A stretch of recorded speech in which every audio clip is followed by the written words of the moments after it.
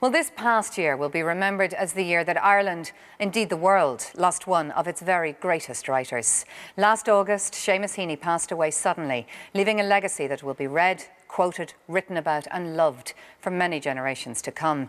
He was a man who showed us the redemptive power of the written word and reminded us time and again of the relevance and the need for poetry in our lives. The Bord Gáis Energy Irish Book Awards is truly proud to pay tribute to this eminent and inspiring writer. And to do so, I would like now to invite writer and broadcaster John Kelly to speak about a man that he knew first as an interview subject and later as a friend. Ladies and gentlemen, at the end of August, we lost the poet, our poet, the poet. Nothing needs to be said here of all places, about how great a poet we know, we have always known. And of course, here's the thing. Through the centuries ahead, all of our descendants will also know it. Seamus was just great company.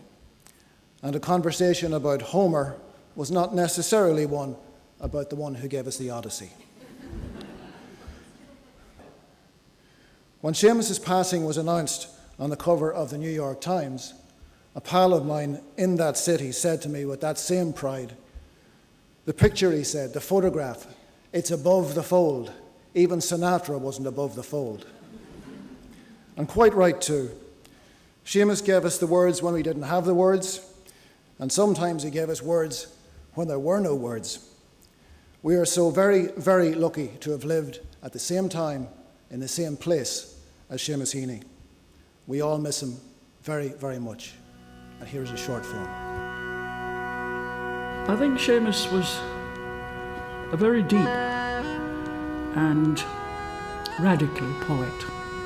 An international poet for the ages, really.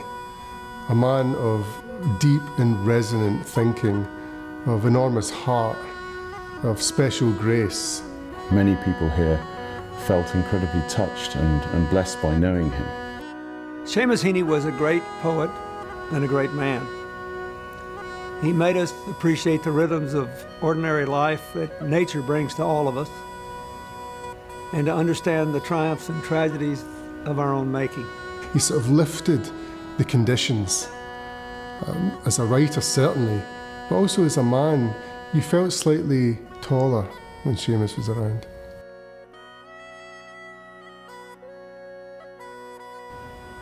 He cast a cold eye on all of our frailties, but he never lost his hope in his wonderful words that a long far tidal wave of justice could rise up when hope and history would rhyme.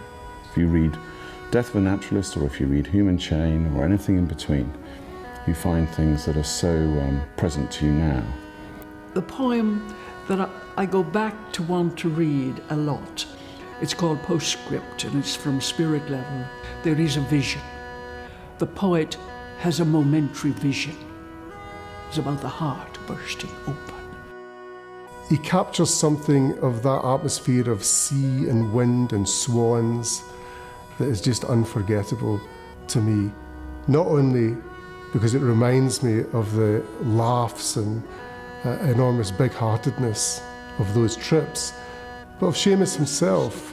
He's captured his own essential spirit in this poem. You are neither here nor there, a hurry through which known and strange things pass, as big, soft buffetings come at the car sideways, and catch the heart off guard and blow open.